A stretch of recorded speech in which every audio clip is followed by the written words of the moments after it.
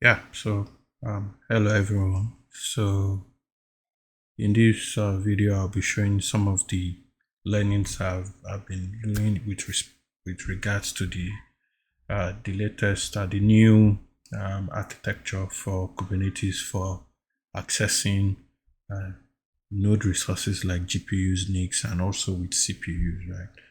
So if you have been conversant with the recent developments in this area, you will see that a lot of vendors are now bringing up their own like DRA drivers. For instance, NVIDIA released the DRA driver for the GPUs and like during the last EU KubeCon. So with all those things that are coming up, I just thought of it. Okay, why not try to do some vibe coding and see if you could have this, if you could have a DRA driver or a DRA implementation for the secondary uh, network interfaces in pods, just like yours, how we do it with CNI and with Multus, right?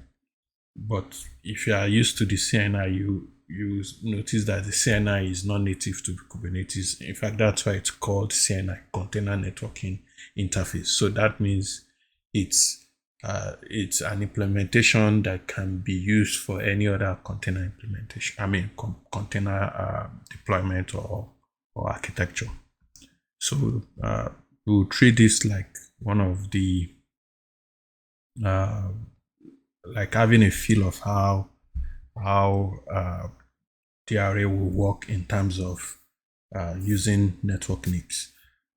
There is a current implementation of like bridging, I mean combining DRA with CNI.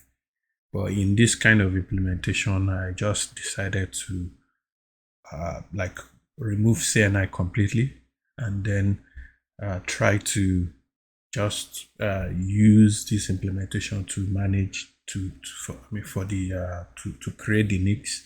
And for now, what we are looking at is the MAC VLAN and IP VLAN as a secondary attachment without CNI, and also it also has the ability to handle like your DPDK PCI devices injection uh, into your pods. So it's something like I said, not really like a developer or a software engineer, but the uh, the benefit of having these AI platform, I mean AI tools like Codex. So this was completely done by Codex, even though I tried to refine the prompt over time just to get to something that's workable. But this is a good way to, if you're not a programmer or a software engineer, you could really have some MVPs or POCs just to kickstart. And once this is done, for instance, if this wants to go to some form of other uh, levels of implementation, then you could actually bring in a software engineer to actually look at the code, and then if there to make any adjustments or uh, to uh, to improve on it. But so far, I've done a lot of tests and it's interesting, and I just want to share it also uh, with people to see how this can be of use if possible, maybe in another implementation or whatever. So strictly, this is not a production grade implementation. This is like a learning implementation based on DRA. So like I said, it also supports IP pool implementation. So you need to, in this case, you don't need to use whereabouts. And the reason why you can't use whereabouts is that whereabouts is also a CNI implementation. So it's tightly integrated to you speaking the CNI language or the CNI construct. So since we are not using the CNI, then in this case, whereabouts will not be feasible in this case. So it also created like a CRD for the IP pool. So you see, it's almost uh, similar to whereabouts, where you have the allocation, you have the subnet, and then you have different allocation schemes, And then you can also have reservations. So in that case, you could just want to reserve specific IPs so that you can implement them as static IPs, whichever way it is, right? So I've been able to do a lot of tests also, like multi-node and stuff like that. And if you notice, if you are familiar with the DRA architecture, you see that what it does is you need a network, a driver, right, that speaks the DRA and then creates like the device class and stuff. So when you create your device class, then the device class name is what you now reference in things like the resource claim template or resource claim. So from what I've read, if you are interfacing at the resource claim template and you implement it in your pod, what actually gets that resource claim template will actually create a resource claim. So, and it's the resource claim that will actually now get the actual resources from the device that you want to use on your in your pod. So the Helm chart to deploy this is there, and then if you want the DPDK part, is that okay? You make it to be enabled, and you have some DPDK implementations and stuff like that. So just in case if the DRA plugin is not able to pick up specific DPDK implementations, that's why you have the override here. So, but if you leave it like the default and then you use like the VFI PCI driver, stuff like that. And on my own home lab, I have the VMs running the normal Kernel virtual NICs, and I also have some Intel NICs also that are being pushed through SRIOV into the pod or into the VM also. So that gives you granular granular details. Even if a card is injected into your pod, by the time you check the status, you actually get a good overview of what exactly is being which are the details of the card that is running on the pod. Like you get like the MAC address, the parent interface, the IP, and whole lots of stuff. Also, so that's the network status I mentioned. It's so if you want to add like specific IPs, like the static IP, this is how you do it. You reference the IP pool name, and then you now give it the static IP if that's what you want. So the IP pool stuff will be linked to other implementation via like something like the resource claim template. So if we go to the examples, so we see here that we have a lot of examples here. So let's see if we see like the dynamic pool. So here we see that we are creating like under the devices where, like I said, this is the device class name. This will be created by the when you deploy the DRA plugin. So, and we are requesting like we're giving it a net1, and then under the config, which has to match with what we have here. So if you go under here, we are saying okay, the request is net1, and then this would be the this would be like the actual driver, right? And then we are saying under the parameters we want this interface to be MacVLAN. Then if you know MacVLAN, the mode can be bridge also. Then the actual interface name that should be in the pod, and then the MTU, and then this is where you now reference the IP pool. So if you go to this IP pool here, then you see that this is where it's going to actually get that IP pool. And okay, I have the DPDK also. So this actually gives you one of the flexibility of resource claim templates. So I stand to be corrected. This is, you can see that this is just like 2 days I've been trying to wrap my head. Also, it's an interesting thing is that you can create a resource claim template that combines several resources, and then when you reference this resource claim template, all these other things you've configured there will be injected into the pod. So it's kind of neat. For example, in this example, what you have is you want a kernel based interface, which is net1, right? And then you are telling it that, okay, this MacVLAN interface or whatever stuff, I need it to be on this parent interface, exactly this parent interface, because some interfaces might not be, I mean, you might not want them to run on MacVLAN, for instance, or you might want to use them for another thing. So you need to have some kind of flexibility to say that, okay, I need a MacVLAN, but then I need it to run on a specific parent interface. And then also this is like the DPDK. So yeah, with the DPDK also you have some granular details, like you can say that, okay, even though we are picking like the VFI or PCI driver, right? But we want it to come from a particular NIC vendor. So that's why you have the PCI vendor ID and the device ID. So that makes it easier. And then, though I was not able to equally test this very well because my lab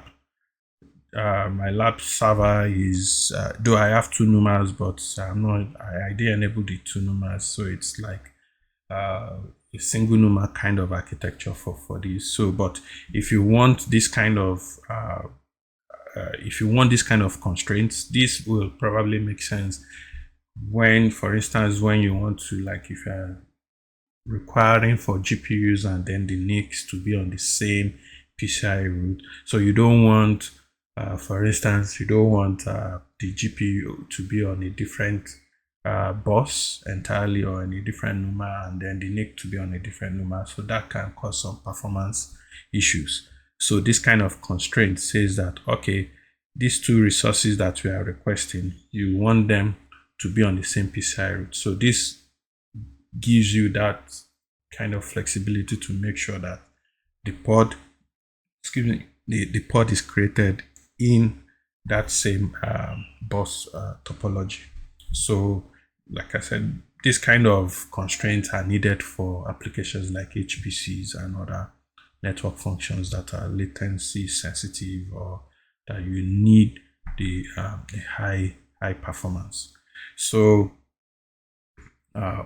so even though once you create this kind of flow here, then you have the ability to like just make it to have some other forms of granular parameters that you can use to do that. And then, like I said, once you have a resource claim template, you see here that we are creating a resource claim, and then this is a resource claim template. So what it means is that you create this implementation. It's going to inject 2 interfaces, and it's going to inject one based on MacVLAN and one based on DPDK. So there are other examples here which you might want to also take a look at. So, but a good example is just to have so don't worry, being that this is a TechRAM chat or whatever, what we are just trying to see is that this is also making use of like the DRA architecture instead of the normal CNI. So you see we are creating the DRA stuff, and then all this has to match with what you have when you install the plugin. Then we are in the parent interface. So for this is just MacVLAN. So we'll just choose one of the kernel interfaces, and then the rest of it. Then we create some networks, create some reservations. So the reason for this reservation is just to show how you do it if you want to do static. So you see that the AMF will pick .2 and then the gnode B will pick .10, and the same thing goes for the N3. So this will go for the gnode B, and this will go for the let's see, now should go for the UPF. Okay, so the UPF is 18, the gnode B is 26.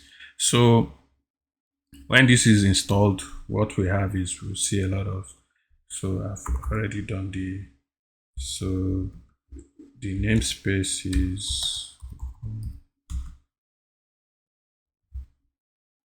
5G DRA, then this is just to say, okay, don't have anything. So if we do the install, so, and then if we do a watch, and we'll see that the resources are getting created. So actually, let's use KNIS. So KNIS should be easier to. So this is the namespace. Then we see that it's coming up. But let's quickly see what's on the AMF side. So we see on the AMF side, we see here that it's giving some status messages, which I think is which will be good for information purposes. So you see, we're actually using this IP. Then we are making sure, okay, this is the name of the interface. Then this is the IP pool. But when you now come to the network status part, you see that we still have almost what we have here, but then we have a lot of more details, right? So you see the type is McVillan, mode is bridge. Then, like I said, the DRA plugin exposes a lot of stuff about the NIC, the actual NIC vendors and the PCIe kind of stuff. And then this is the PCI route that we also mentioned. So this is how it knows if that device is on the same PCI route. And then of course the PCI address also, then the bus type is virtual. So you know that this is from the Kernel side. So this VM is running on Proxmox. So we are using the Proxmox interfaces for this. So you see all through, you go through this, you see here that usually you see Maltus here, right? But now what we see here is the DRA plugin that is actually doing the implementation. And to do the logs, we see that of course we are able to get some successful activation of the UE, but let's be sure that, okay, so yeah, we see that the UE was able to come up. So, and if since you guys might want to just confirm that, okay, we are able to do a ping across the 5G tunnel. So this is it. So if we do to the UE 0, then let's get the data network. So the N6. So this is what we use to test the. This is what we use to test the implementation to see if we're able to ping through the 5G network. So we see that so apart from the Maltus we are used to, so we see that we can have some implementation using the DRA. So but then also we need to also see the resource claim template, or let's say the resource claims. So like I said, once you create a resource, once a pod is able to use a resource claim template, then the resource claim template will in turn create the resource claim. So that's why you have the resource claims here. And it's just like when you create a deployment or when you create a stateful set or thereabout, those controllers will actually now create the real resources that you want, right? Or I think another example is when you create a volume claim template in a stateful set, right? you don't need to create all the PVCs yourself. So the stateful set will be able to run through and then create the actual PVCs, right? So this is just an example of that. So if we resource claim template, okay, so yeah, we see that out of these 4 resource claim templates, we now see that we have all these claims, right? So you see from the end to, you definitely have 2 resource claims. So one for the Gnode B and one for the AMF, because they are sharing the same network. And the same also for the N3 also will be 2 for, and then the N4 with the SMF and the UPF. All right. And then you have the N6. So the N6 will be for the data test node, and then for the one for the UPF. So if we try to get one of the claims and then just cut it out, we will see that, of course, we get almost all the information that we see also in the from the pod status on the when you describe the pod, but then you get like the request and all these like the status and things like that. So then we could get the IP also. So let's see. So this is the IP allocation that it creates also. So this is a cluster-wide resource. So we'll see that if we grep for the DRA, because I have some other things on, let's say the DRA. Okay. Yeah, so don't bother about this is another implement, but this is the one that we are concerned about. So you can see we have the IPs that were allocated, right? So this is also something that can be useful, right? So at a glance, you can see the IP allocation that is ongoing throughout the network. So not sure if maybe this can be further fine-tuned to be a namespace scoped, because if this goes to like a big cluster or thereabouts, just making a cluster wide might be too much, right? But for now, this is like a cluster-wide implementation, so that's why you see everything. So, and then it also gives you the kind of allocation, right? So we have some to be static and some to be dynamic, right? So the dynamic ones are the ones that are used for the test. So by and by, this is what I wanted to like just to show you and to see how interesting it is. So maybe by the time you come across this video, I may have added some other features or changed logic or whichever way it is. But it's something that so it's something that is interesting. So with the DRA architecture now, so things like multus will most likely fade away as time goes on. I'm not sure, except if they want to have some form of implementation that comes into the DRA. And also things like the SROV device plugin manager also might be superseded with something like this, or something from upstream stuff, right? So it would be good if you have just a DRA implementation that captures whether you want to do kernel interfaces or when you want to do user space interfaces, and you can also use that to create some constraints to be on the same PCI route. And then also there is, for your information, there is also a DRA CPU plugin manager also, which is also very, very cool. So instead of you using your static CPU policy manager, so you offload the CPU allocation to the DRA CPU manager, and then if you now use it with the constraints, right, so you can actually create a resource claim template that combines CPU requests, that combines NIC requests, that combines GPU requests. And when you combine those three and then you give it the constraint that it should be on the same PCI route, that means it makes sure that all three are present on the same bus. So that makes it makes your allocation, your resource allocation to be very flexible.